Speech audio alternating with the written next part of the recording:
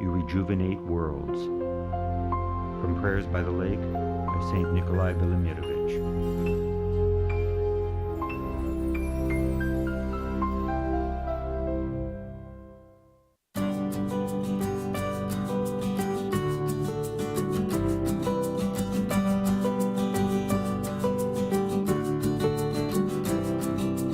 This is Everyday Orthodox with Elisa Bielatich, a live listener call-in show where we share the stories of everyday Orthodox people as we get to know the members of the body of Christ. Join the conversation. We invite you to call in with questions at 1-855-AF-RADIO, 1-855-237-2346.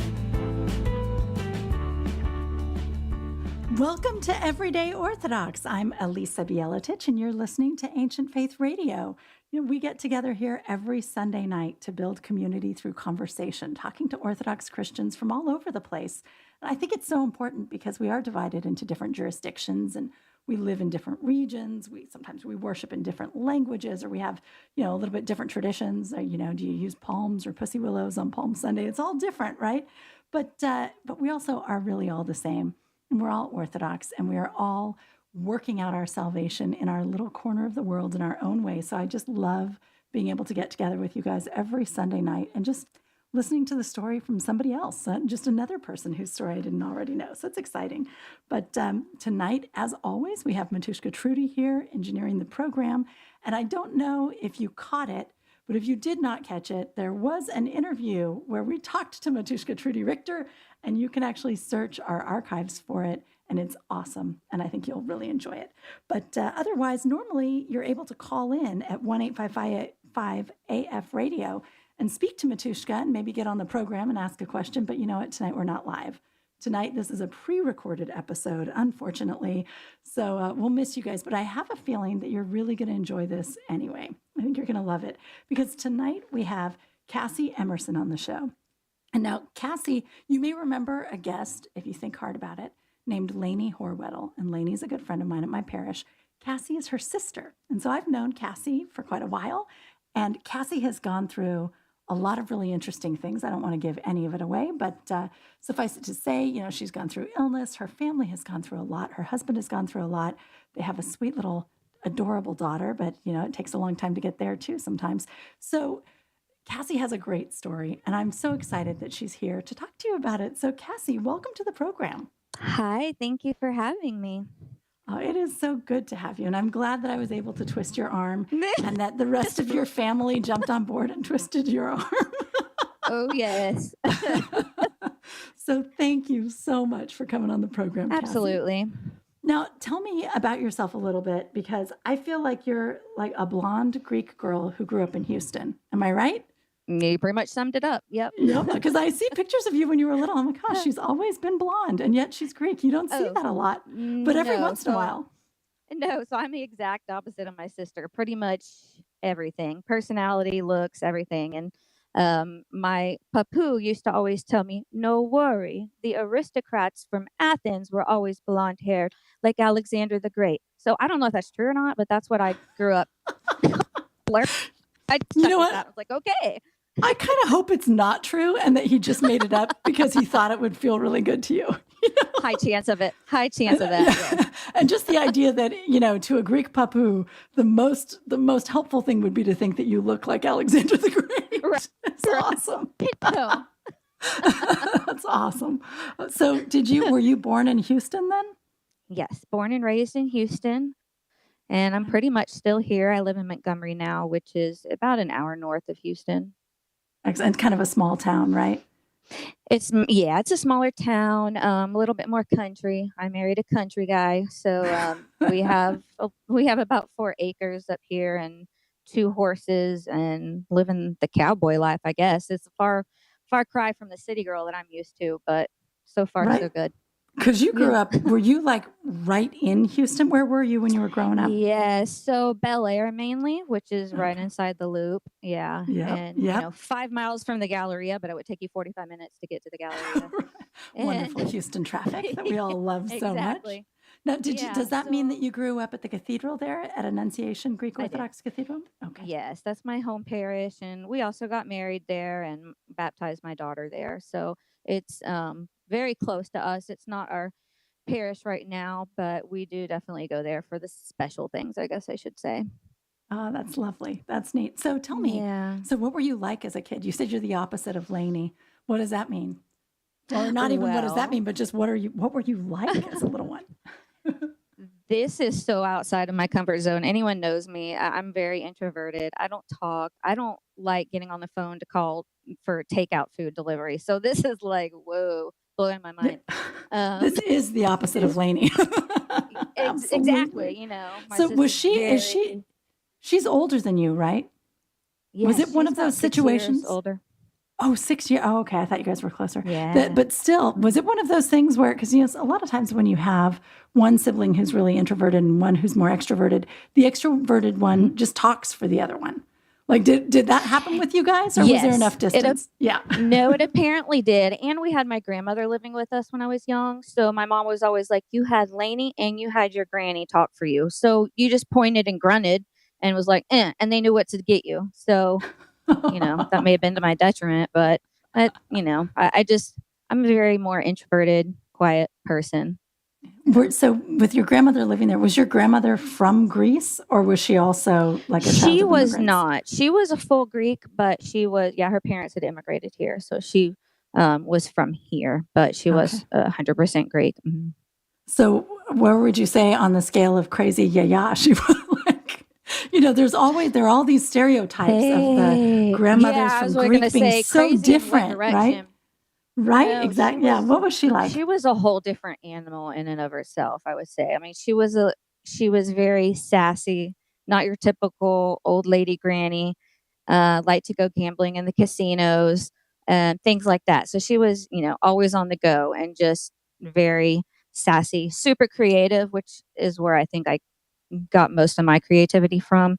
But she was great. She died very young from a heart attack, but I mean, she Oh, was in I'm her sorry. 60s, and that was like her third or fourth heart attack, I think, or something. Oh my So, goodness. yeah, Wow. May her memory be eternal. Gosh. yeah. So with your grandmother living there and your mom and your sister, were you just like completely overmothered all the time? I guess so. Yeah. I I mean, I bet. don't. Yeah, I don't remember wanting for much. I remember my mom telling me one time I lost my pacifier and my puppy thought I was going to come unglued, and he came home with a box of like 100 pacifiers or something. Like you get like Costco. He was like, now she never run out. Oh, that's so sweet. That's Yeah. adorable. That's awesome. Oh my goodness. Okay, so you mentioned that you're creative like your grandmother. In what ways are you creative? What kind of stuff do you like to do? Well, I was always into art and anything artsy when I was little. Now I'm an architect.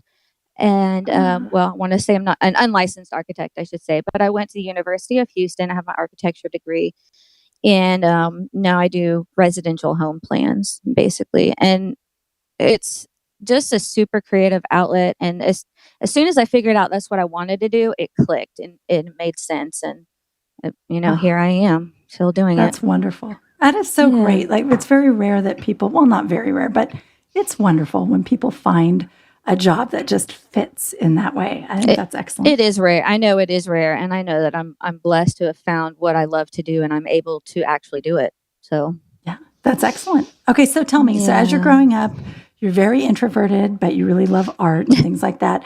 Were you like playing sports? Mhm. Do you sing like your sister sings? What kind of stuff did you do as you got older? No, I don't sing in front of people. I don't do anything in front of people. No. So, If you I sing you quietly know, in the shower, is it really good though? Because your mom is wonderful with music and your sister's wonderful with music. Did you get that gene or no? I hear my sister in my ear right now. She's like, "She has a great voice." Yes, I made her sing for me one time, and it was amazing. But I'm not going to say that about myself. I don't think it's like Okay. amazing, but Okay. All right. But yeah, okay. And you only sing I'll for leave it to yourself the anyway, so it's professional of fine. my sister. Yeah. That's lovely. All right. So as you're growing up then, does that mean you were not singing in your mom's choir at the church? Did No, she I did make not. you? Oh, really? Your mom No, was in charge of the no. children's choir and you got out of it? How did that work? I don't know. I didn't even go to Sunday school because I was too scared. I Oh, mean, wow. I just didn't. I wasn't in Goya. I really didn't do. And now I'm raising a daughter that's exactly the same, and she is just like me. And my mom never really pushed me to do anything, which was good because I wasn't gonna do it. I was the kind of kid that I was like, I'm not gonna do it. So either you're gonna make me go and I'm gonna be miserable, or let's just all be happy and I not go. How about that? There you go. Now, do you So feel like that was a loss for you at all? Because I'm thinking we may have parents listening. Actually, I yeah, also am listening, and I have a kid like that.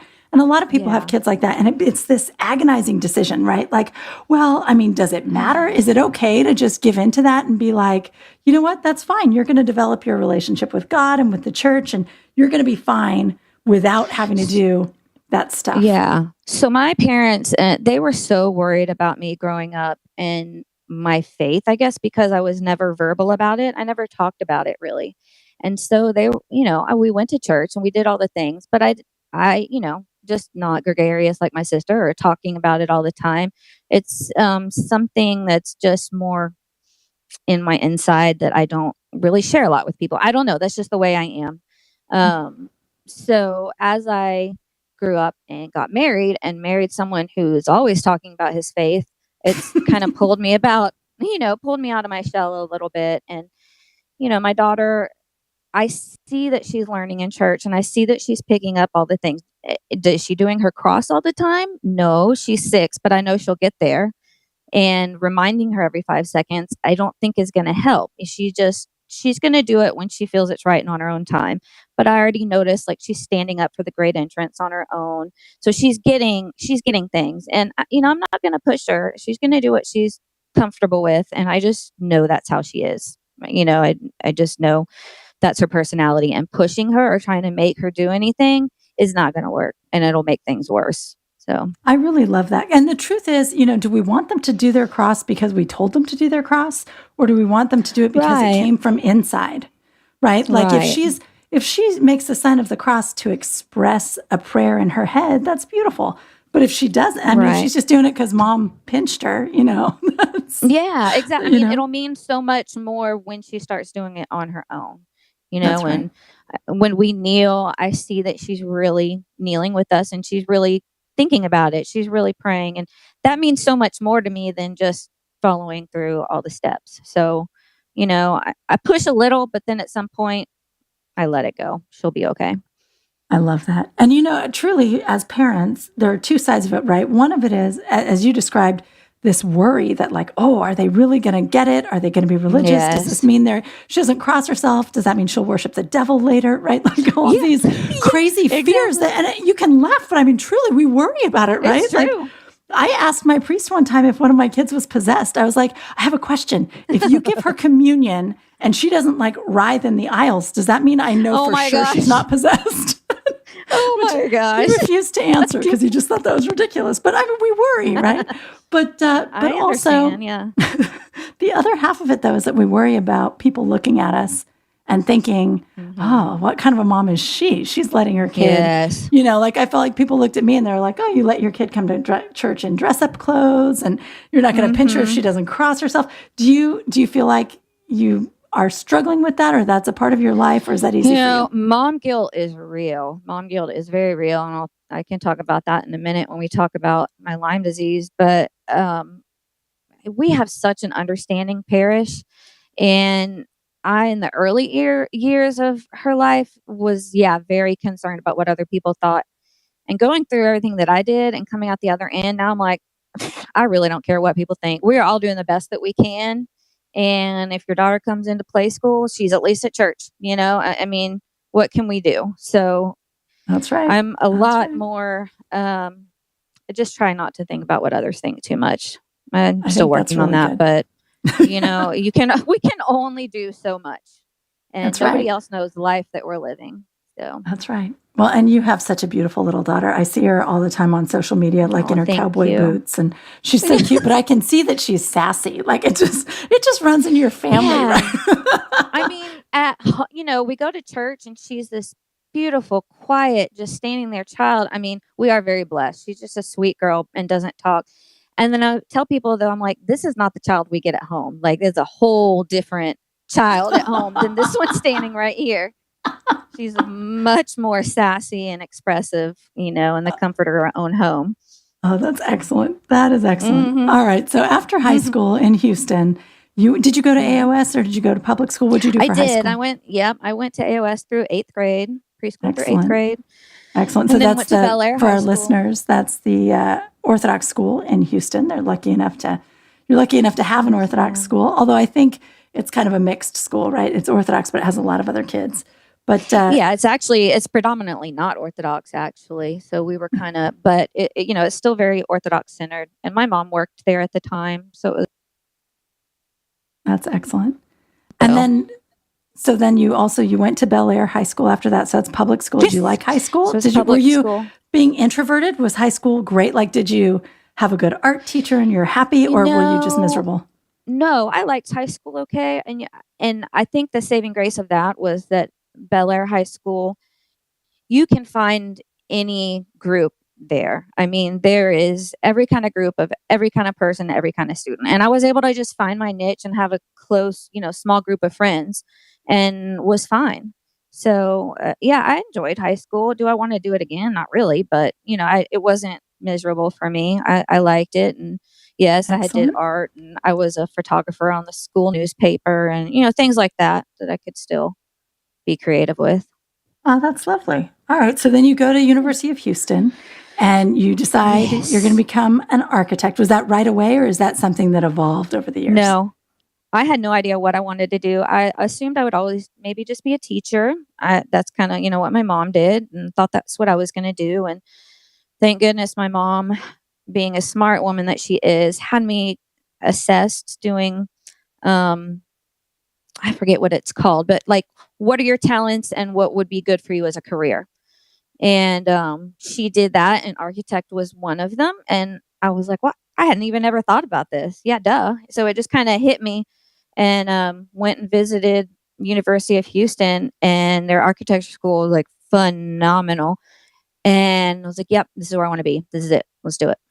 Oh, that's And great. it was some of the best 5 years of my life. I think I just loved it, and I would do that again. Oh, that's awesome. That's great. That's excellent. Now, did you Yes. meet your husband at the University of Houston? No, I did not. He's from Okay. Oklahoma, and a lot of people that know us listening probably don't know, but we actually met online on a dating website. Really? You know what, though? Yeah. People there's kind of, people are like, oh, you met online, but it's really kind of the best way to meet someone. Well, what was your here's the experience thing. like? Yeah, he was from Oklahoma, and it was a Christian dating website, which I don't think is around anymore, but it was, specifically a Christian one. And he's a recovered alcoholic. And so he doesn't go to bars, he doesn't go drink. And I was the same. I, was not a party girl. And so where else are you going to meet somebody? And that's kind of what Right. both led us, I guess, to looking online. And he likes to say that I was his only match within a 100-mile radius. So, I mean, well, the odds are pretty good, right? Absolutely. So you mentioned that he's a cowboy and also that he's recovering from an addiction. That's really common in the cowboy world, isn't it? Or is it just, it seems like there's so much isolation and struggle with that, or is that sort of along the lines of his experience? I mean, he cowboys for a hobby, so it's not, his life's work, although he'd love it to be. But, being a cowboy, farmer, rancher is hard work. I mean, it is very difficult work, and it's not all fun and games like you see. But Yeah. this was actually stemming from when he was a child, really, as a Oh, teenager. okay. Okay. He had I was drinking just, problems because of issues with his life. Yeah. yeah. Oh, I'm sorry to hear it. But thank God he was able to get past them and he was able Yes. to Yep. meet you online. And I think meeting online is pretty great because you can talk to a person before a while before that you even see them, right? Oh, Before you. he grilled me. He interrogated me. He had all sorts of questions before we could meet. Oh, yeah. Oh, that's great. So, That's oh, great. yeah. Now, did your parents know that you were meeting someone online? And if so, how'd they feel about it? So they did, and my mom was like, "Yeah, makes sense." And as long as I met them, at a Starbucks or something, that's where we actually ended up meeting face to face after talking like a month online. And we, met at a Starbucks. And I told my mom, I was like, I'm going to go meet this guy. I really don't think much is going to come of it, but, I'm going to go meet him. And then I end up meeting him, and I brought him home that night to meet my. Oh, wow. Did you bring him home Which was because like really you crazy. knew? Did you just know he was Yeah, just we really just someone special? And yeah, we clicked right away. I mean, there was just, yeah. oh, that's I don't know that I lovely. believe at love and first sight, all that kind of stuff, but I do definitely think God creates people for you, and Yeah. I think that just led us both together. So Oh, that's married lovely. almost 11 years. Wow. So how long did it take before you got married? Did you date for a long time, or what'd you do? Yeah, it was about 3 years before we got married. We were engaged about a year, but yeah, I think about 3 years before we got married. Excellent. That was And not so, my choice. I'll just say, for my husband listening, he knows what I'm talking about.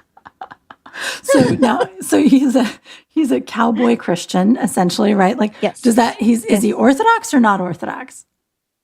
He is now Orthodox. Yes. When I met him, he was raised Southern Baptist. When I met him, he was pretty much just doing the non-denom church thing. Mm-hmm. And when it got serious, I told him, we got to figure out, if we get married, what are we going to do with our kids? And the thought was we could just go to both churches. And so I went to his church a few times, and eventually I was like, no, I can't do this. I just can't, do it. And I said, come to Annunciation. They give like an Orthodox 101 class. Would you just come with that with me? And they can answer your questions, and at least you'll know where I'm coming from. And so he agreed to do that. Yeah, no problem with that. And Father Michael was the priest at the time. And he's still the priest there, but he was really instrumental in helping both of us. And anyone that knows my husband knows he cannot be convinced of anything. He is very strong-minded, and he makes decisions for himself. I mean, he might ask others' opinions, but he's not going to do anything unless he thinks it's right. And so he did a lot of soul searching. He talked to a lot of priests. He went to the class with me. We even went to the monastery, and he talked to some of the nuns there, and eventually came to the own decision that he wanted to convert. So he did, like a year before we got married, I think, decided to convert. So yes, he is wow. Orthodox now, but yeah. Oh, wow. That's kind of great, actually. That's awesome. So then, okay. Yeah.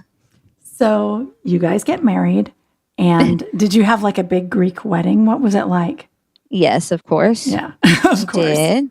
Of course. Well, it was Perfect. like the Greeks and the Okies from Oklahoma. So it was like, how do we mesh these people together? And how did you? Thank How did you goodness. bring it together? Well, Father Michael, love him, by the way. The Postaminos at Annunciation now. And he was actually in Austin for a short period of time, I believe. Yes, I Right? know him Or very not even well. that short of a Absolutely. period of time. And he's from Oklahoma, right? He grew up in And Oklahoma he's from City. Oklahoma. Yes. So he Perfect. actually, when he kind of gave his speech at our wedding, he made jokes about, football and being from Oklahoma and stuff. And it really loosened everybody up, I think. And so they were able to really just understand him and believe everything he was saying. You know what I Oh, mean? that's So lovely. it was really nice, really nice. Well, it's kind of like, as you said, God puts people in your lives, right? That was really the Yep. right priest at the right moment, I'll tell you. It really was. It absolutely was.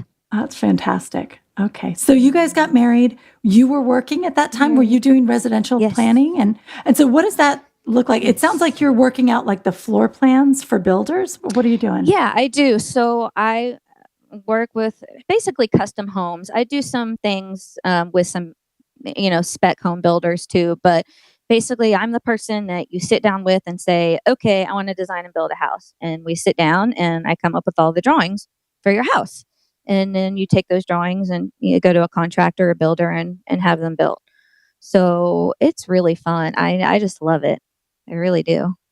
Oh, that's great. That's great. Yeah. All right. So the two of you Yeah. got So married. I was doing that. Mhm. And what was he doing?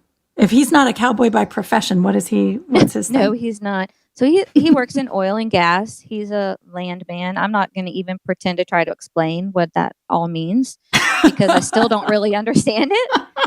But Is he like out there Yeah, looking I'll leave for it at that. gushers? Is he No. like, okay, that's too bad because that would be cool. No, I know. No, it's not nearly as exciting. But he did get to talk to farmers and stuff a lot about their rights and what kind of minerals they have on their land and on their property. But that's the extent of my knowledge, and I'll leave it at that. Excellent. Excellent. So then obviously you guys are going to stay in the Houston area, or at least in Texas and Oklahoma, because that's the right Yes. place to be. Absolutely. So did you guys Yes. know when you got married that you wanted to have kids? Yes, we did. We had talked about everything before we got married, I think, and the kids was definitely in the plans. Beautiful. Excellent. Okay. Yeah. All right. So you guys get married, and then how long was it before you had your daughter? Well, Is her name Maddie? Am I crazy? Maddie. She's Maddie, right? Yeah. Nope, you're okay. right, Maddie. Okay. It was I think we were married for about 2 years. I got Okay. pregnant and unfortunately had a miscarriage Oh. at 12 weeks, which was really difficult because we had an ultrasound and everything was fine. And then I went in to hear the heartbeat and there was no heartbeat. And Oh, that's now talking awful. with people, that's apparently, a kind of It's so common. common, but Yep. people don't talk about it very much. And then unfortunately, right after that, I had another miscarriage. So we have 2 angel babies. And then Maddie, our miracle, comes along, and here she is. Ah, beautiful. No, it is true, though. It's very common, and we don't talk about it. And, I had a miscarriage, and I had, ladies I've known for years, 30 years ago, I had a miscarriage just like yours. I'm so sorry. Yeah. And it's like, on the one Yes. hand, you think, why don't I know that about you? Yeah. But on the other hand, it's like, well, I mean, I guess that happened 30 years ago. It happened Yeah. 15. We don't talk about it, but I think it's so wonderful when people speak out about it and reach out to each other because it is so painful and it's so Unless hard. you've been through it, I don't think you can truly understand the pain of it unless you've been through it. And so it really helped when I had family members and friends text me and just say, I know exactly what you're feeling. And that helped a lot because you kind of just feel just what am I doing? Where do I go from here? I don't know how to feel. Am I going to cry every day? Or, what happens from here? So it was helpful to see people that, got through it and they're okay. And, then we had a Maddie. So That's right. That's beautiful. And as you say, you have 2 angel babies. You have, little lights in heaven who can pray for you and look out for you, and you'll see them later. I believe so. Yes, I really do. I do too. Absolutely. Oh, that's lovely. All right. We're going to take a short break. And then we're going to come back, and I want to hear about your Lyme disease diagnosis. And also, I want you to tell us just a little bit about your husband and the book he wrote. So, but also he's going to have to come on the show and talk about it. So you don't have to tell me too much. Mostly I want to hear about yours, but I also want to let our audience know, because I think that also is really a fascinating story and gives a lot of insight into your husband's wonderful character and what a cool guy he is. But all right, we are going to take a short break and we'll be right back with Cassie Emerson. Everyday Orthodox with Elisa Bieletich will be back in a moment. Give Elisa and her guest a call at 855-237-2346. That's 855-AF Radio. The Orthodox Christian tradition is filled with wisdom and guidance about the biblical path of salvation. Yet this guidance remains largely inaccessible to parents and often disconnected from the parenting challenges we face in our homes. Parenting Toward the Kingdom by Dr. Philip Mamalakis, PhD, will help you make the connections between the spiritual life as we understand it in the Orthodox Church and the ongoing challenges of raising children. It takes the best child development research and connects it with the timeless truths of our Christian faith to offer you real strategies for navigating the challenges of daily life. I try and say, well, here's what parenting is, and then here are some strategies for how we actually parent, and then here's how we understand some of the important aspects of parenting. You can find Parenting Toward the Kingdom and more at store.ancientfaith.com. Again, that is store.ancientfaith.com. We're back with Everyday Orthodox with Elisa Bieletich. Do you have a question for Elisa and today's guest? Call in now at 855-237-2346. That's 855-AF Radio. Here again is Elisa. And welcome back to Everyday Orthodox. Unfortunately, we are not live tonight as I needed to be able to get out of town for a little while. So we pre-recorded this conversation with Cassie Emerson. So Cassie, we were just talking about, we were talking about angel babies and may their memory be eternal and how they pray for us. But also about, so you're 2 years married, you have a sweet new baby, and you know, you have a career that you love, and he has a good career. So how did things go? I want to hear, I guess, both stories of your husband has a big story and you have a big story. So you tell me which order they unfolded in. Well, I'll just tell you his kind of briefly, because it was sort of happening when we met. So unfortunately, when we met, about a year before we met, actually, his mother was murdered by a drifter, more or less, not anyone we knew, in Oklahoma. And fortunately, thank God, they caught the man very quickly that night, and he is serving a life sentence in prison right now. That's the short part of the story. But the biggest part is that he decided that he needed to reach out to this man and talk to him about our faith. And it kind of started when his grandmother passed away, his mother's mother. His grandmother passed away. Before she did, she said, I just want him to know about the Lord. I just want to make sure, you know, his soul can be saved and that he knows about it. And so when she passed away, my husband kind of took that on. Isn't that amazing? Just that sort of feeling that like their lives have intersected so intensely. And so, you know, that's beautiful. Yes. It's really, it's a beautiful thought of his grandmother that she would have that, but also really beautiful that he kind of picked that up and carried it. Yes, he didn't want to. I mean, he said, I know this is going to be hard. It's not something I want to do, but I need to do this for my grandmother. And so he started writing him letters in prison, and he has written back. And I guess this has gone on for maybe 2 or 3 years now. I'm not really sure. And the man has basically found Jesus again. And he is a part of the OCPM, the Orthodox Christian Prison Ministry Program. Wow. And they send him material, and he is doing the material. And by all accounts, he is extremely remorseful. He is extremely hard on himself. He just was dealt a bad lot in life, essentially. He was an addict and made some really poor decisions, and he did. And, you know, he's paying for it.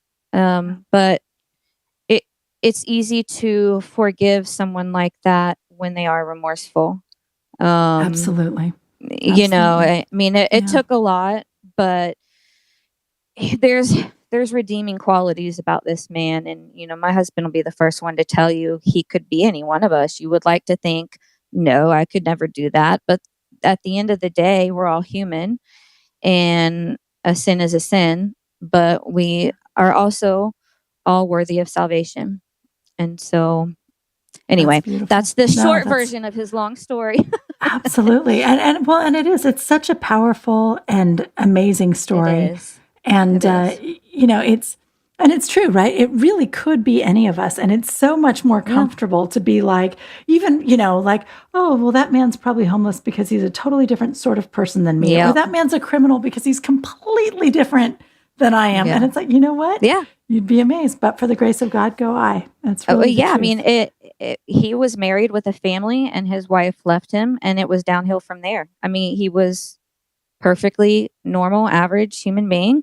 And when that happened, he just turned to drugs and alcohol, and that's what happened. And it's a very easy decision that a lot of people can and do make. And, you know, everybody, like I said, is worthy of redemption. So thank God. That's beautiful. So I love that. And we're going to get him on the show next, I think, because you need to. I think that's going to be great. But so tell me, so meanwhile, as he was going through that, obviously you're supporting him and you're raising your daughter, and then at some point you got sick, right? Like, what were the symptoms? Yes. How did that start? Did you even know you were sick right away, or was it like a long, slow kind of downhill thing? Kind of both, and I'll explain that. we were in Oklahoma. My daughter was really just about 1, maybe 1.5. We were in Oklahoma, and there was a stomach bug going around, and my husband got it. My sister-in-law got it. And I started feeling funny, and I was like, oh, well, I guess I'm getting, a stomach bug.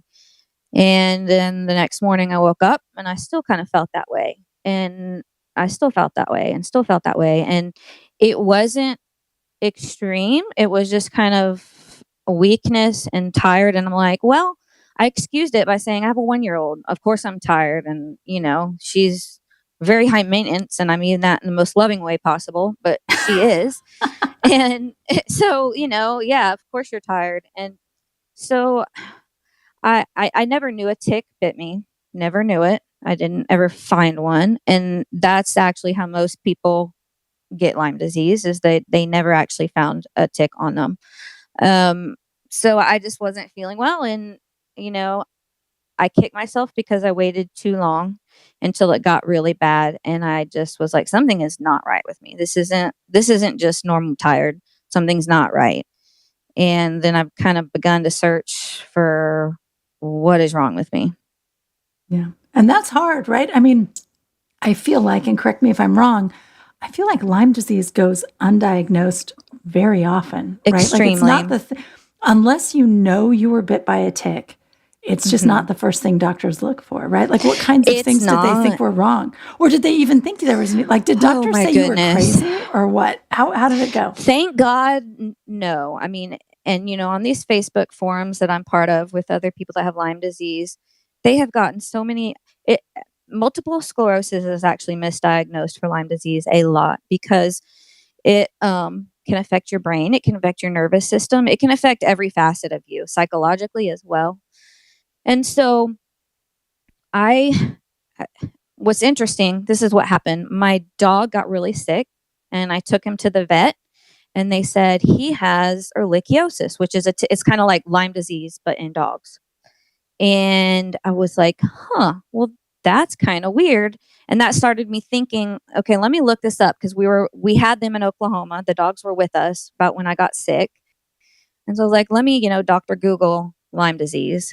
And I pretty much checked off every box that there was. And I said, okay, I need to go see a doctor and see, what's going on.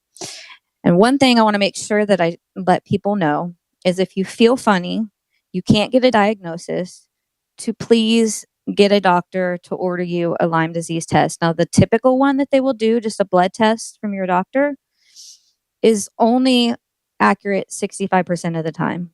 So there's a huge group, which I was unfortunately in, that don't ever get a positive diagnosis with just a standard test. You need to go to a private laboratory to be properly tested.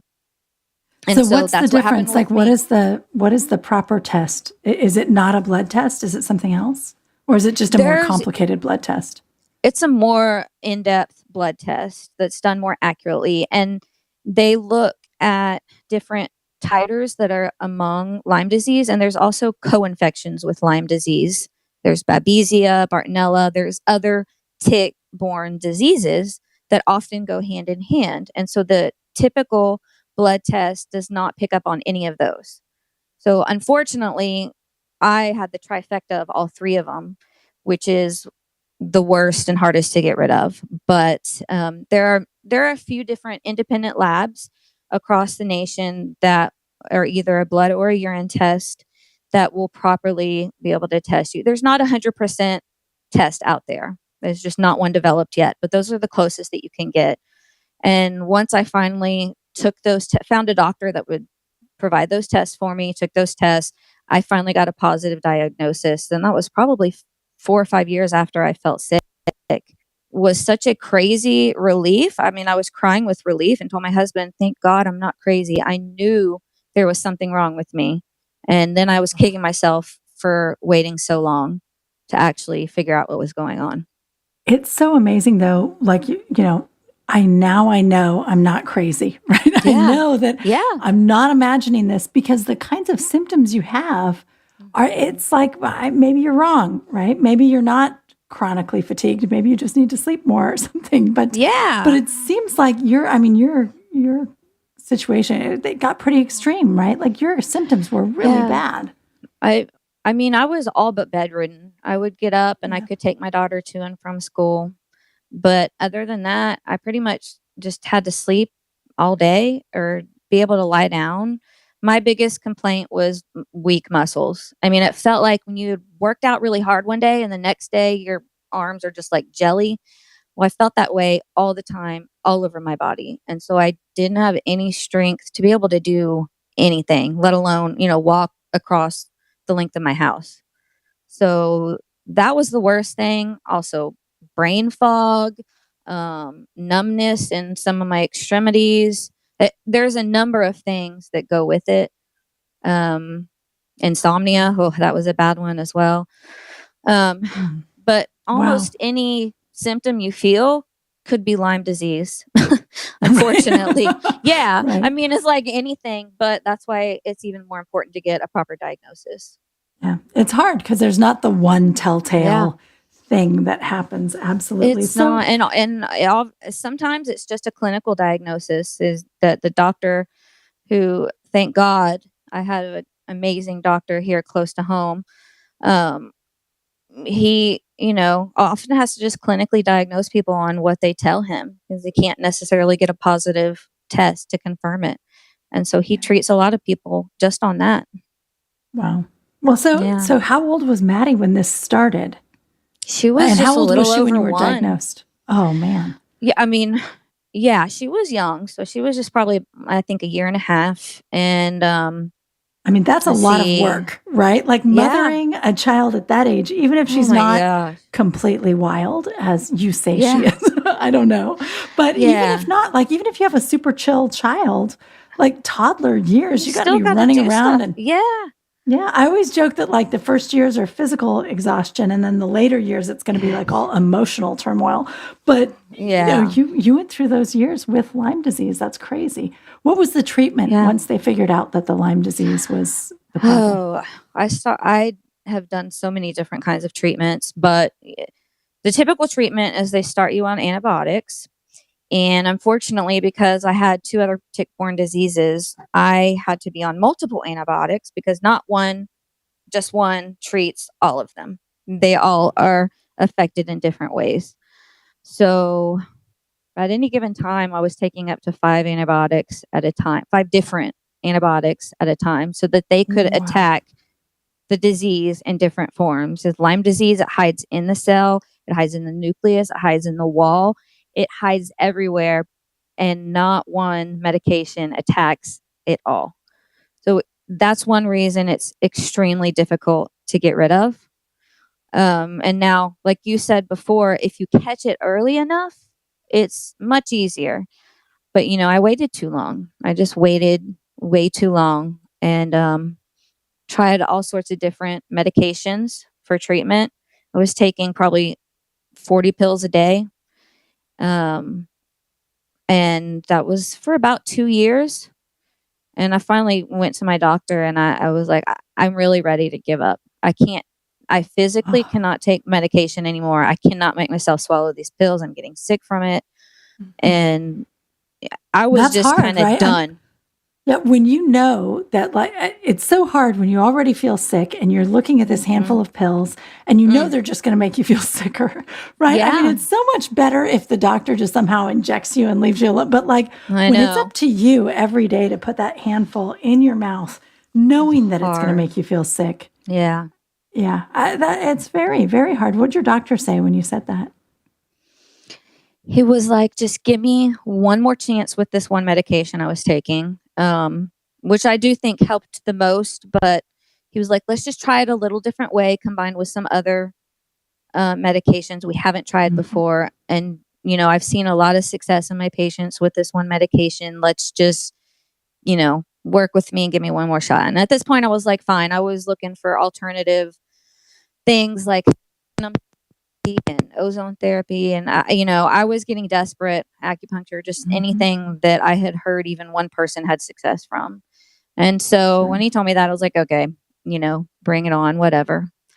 Well, now, out of But, curiosity, how was your yeah. insurance company with all of this stuff? I mean, Oh my probably, I'm sure they gosh. didn't cover a lot of the alternative stuff, but the So stuff your doctor ordered, did they at least cover that's the that? thing. Well, first off, that the doctor does not take insurance, and that's just common across the board with the really good doctors, unfortunately.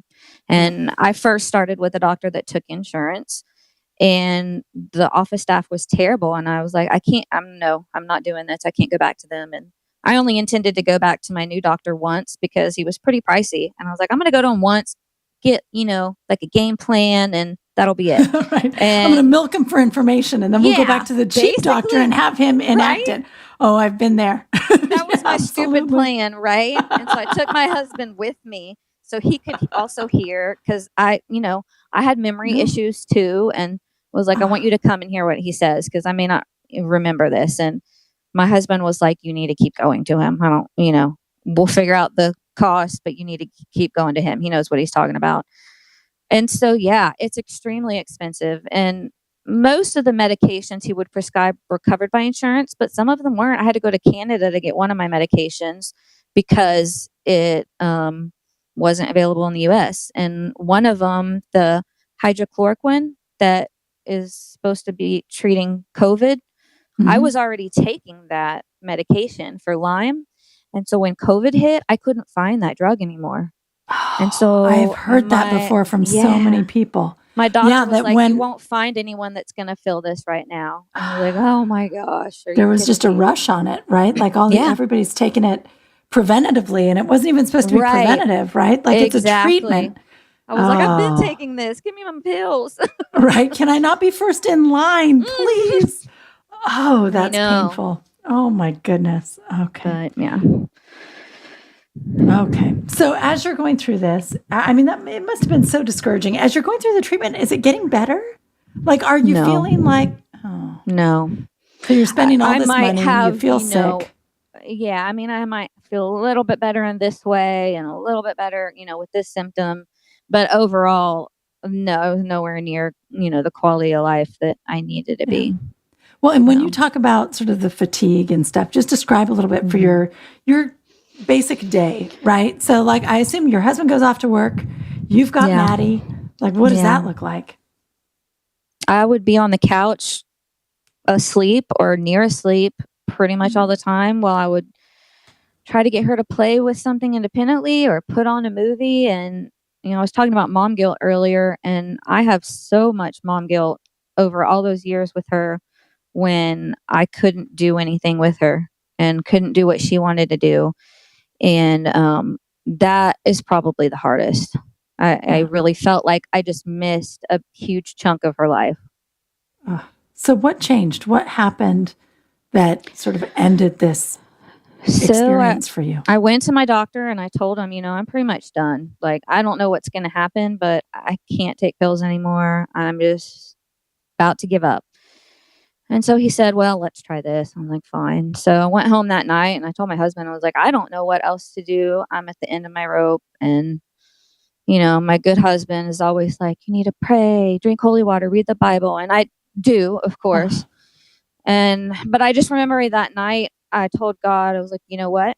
I'm done. I'm done trying to control it. It's yours. Whatever's supposed to happen, it's going to happen. And I was just totally gave it up to him because I had been praying before, God, really, I haven't done anything wrong. I'm a good person, and why is this happening to me? And I was just extremely, really struggled with my faith during that period. I really did. And I hadn't ever struggled with it like I had before. And that alone was scary enough.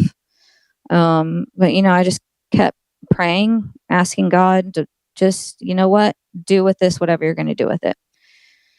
And so the next day, I woke up, take my daughter to school, going through my regular routine, took a nap because that's what I did, and woke up to go pick her up from school and just felt almost like it was a caffeine high where you feel very jittery.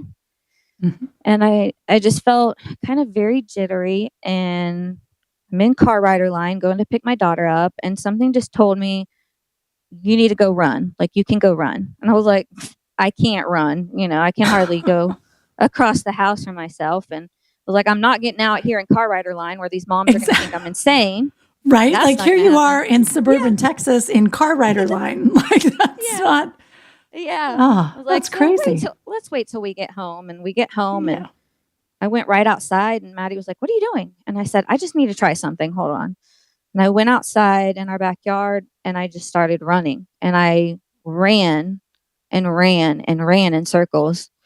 And I ran inside sobbing, and I was like, Jaden, get out here. And he was like, oh my goodness, what's the matter? So he goes outside, and I said, look. And I just started running again and running in circles. And thank God he brought his phone and he recorded it, because I don't think anyone would have believed me. Yeah.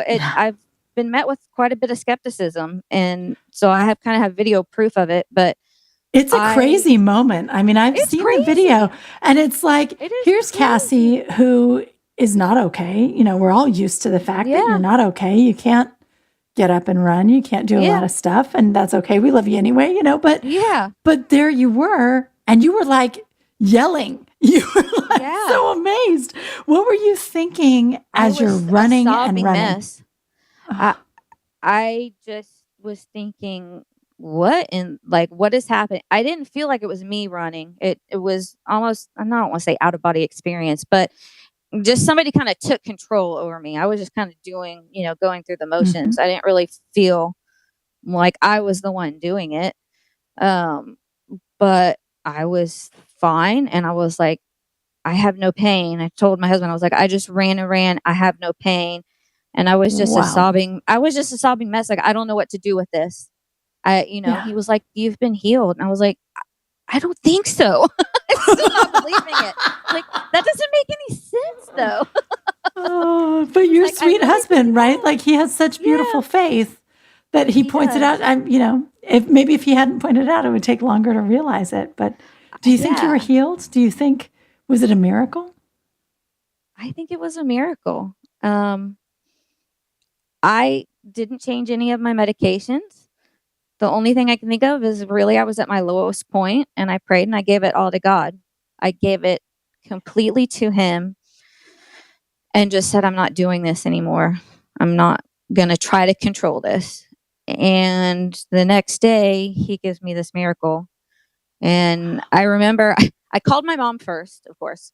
And then after that, I FaceTimed my priest. And so I'm sobbing, and he gets on the phone and he looks all worried. And he's like, what is wrong? And I said, I think I was healed. And he looks at me like a deer in headlights, and he goes, what? And I tell You know him what the I love though? story. I feel like in any like normal kind of Christian church in America, like the non-denominational crowd here in Texas, they would all just be like, "Oh, praise God!" But we Orthodox, Yeah. we're like, "Oh my goodness, what do we do? Like this is so huge. What are we Yeah. going to do with this huge, beautiful, Absolutely. sacred thing?" I know. And I tell him the story, and he's like, wait, go over that again. And so I'm telling him again. And I was like, come on, man, you're the one that's supposed to help me with this. I was trying to convince him. You're like, "No, you tell me. Was it a miracle or what?" Yeah. I was like looking for some confirmation. And he's so funny. I love him so much. And he just crossed himself, and he was like, I'm just so used to hearing bad news. I very rarely get good news like this. Yeah. And I was like, that's kind of sad, but true. Yeah. And then the flip part of it was, and that I'm still dealing with, is I have doubt and worry every day that it's going to come back. And it's been 6 months, but I am in a strong battle with Satan. And I don't say that lightly, but I do believe that those closest to Christ are often attacked the hardest. Yep. And from that moment that I was healed, I could internally feel this struggle. I mean, it's kind of like the depiction you see of the angel and the devil on your shoulder, right? And one's talking to you and the other one's talking to you, just to simplify Yes. it. But that's exactly what it felt like. And the devil's over here just making me doubt and doubt and doubt and worry that's going to come back.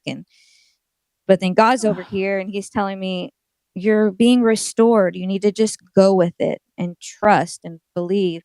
And it's been really a hard battle. I mean, I think people think you have a miracle, you're healed, and everything is amazing and awesome. And while it is amazing and awesome, there's more work to be done. I mean, there's almost more work for me now, a harder spiritual Yeah. lesson now than there ever was.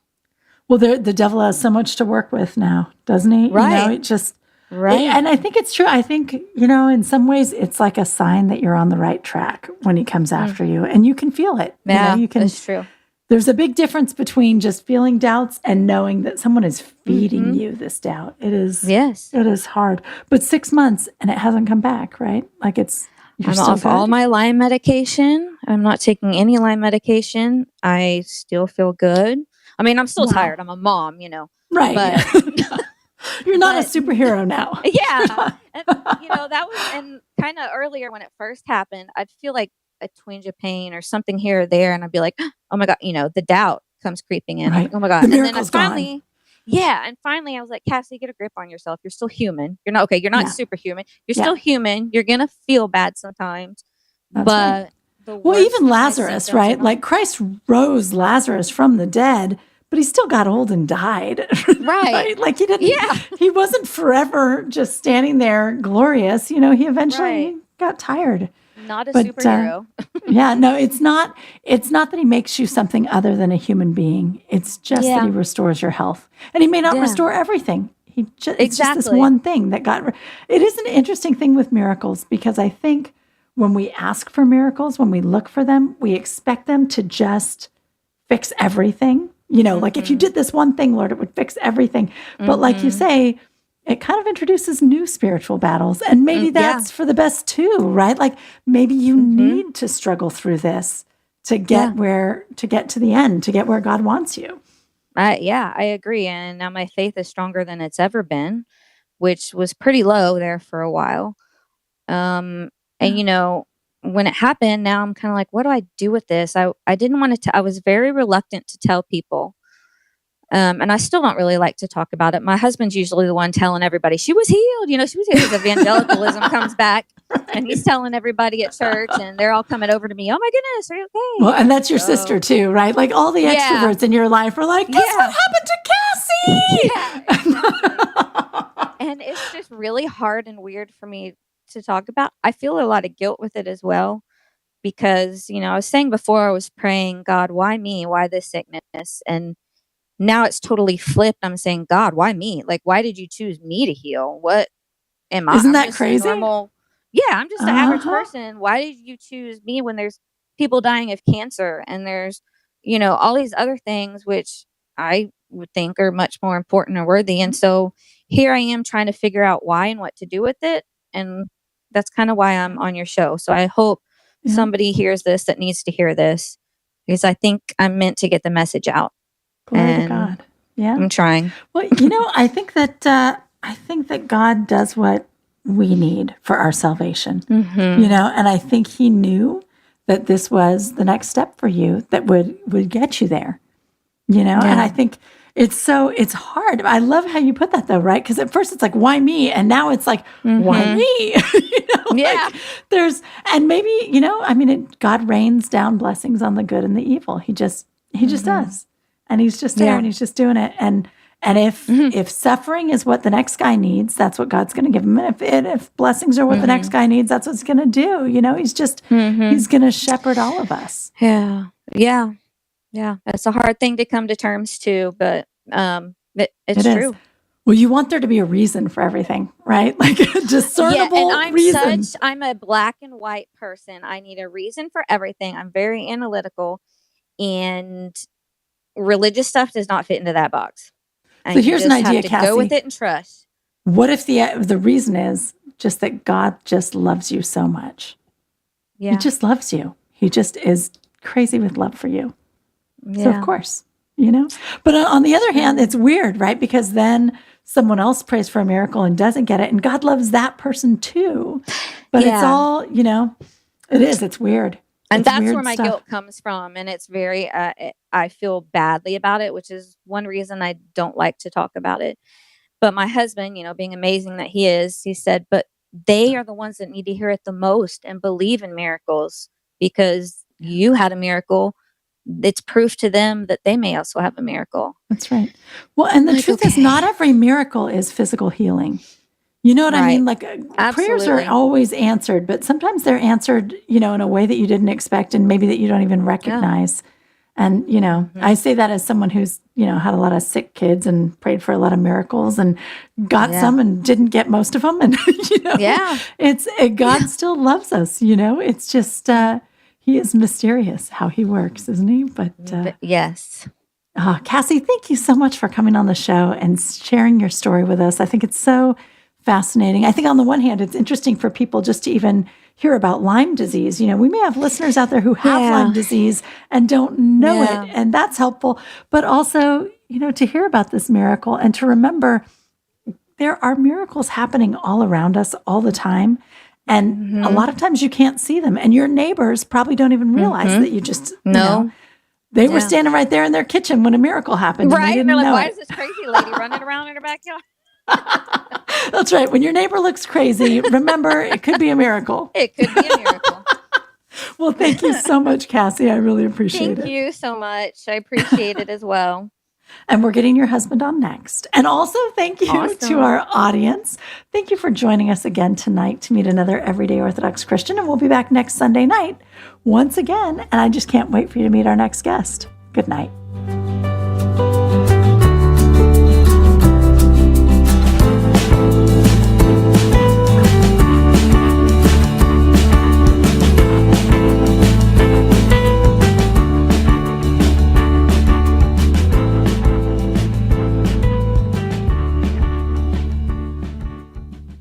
Proclaiming Christ, victor over sin and death. You're listening to Ancient Faith Radio, your Orthodox Internet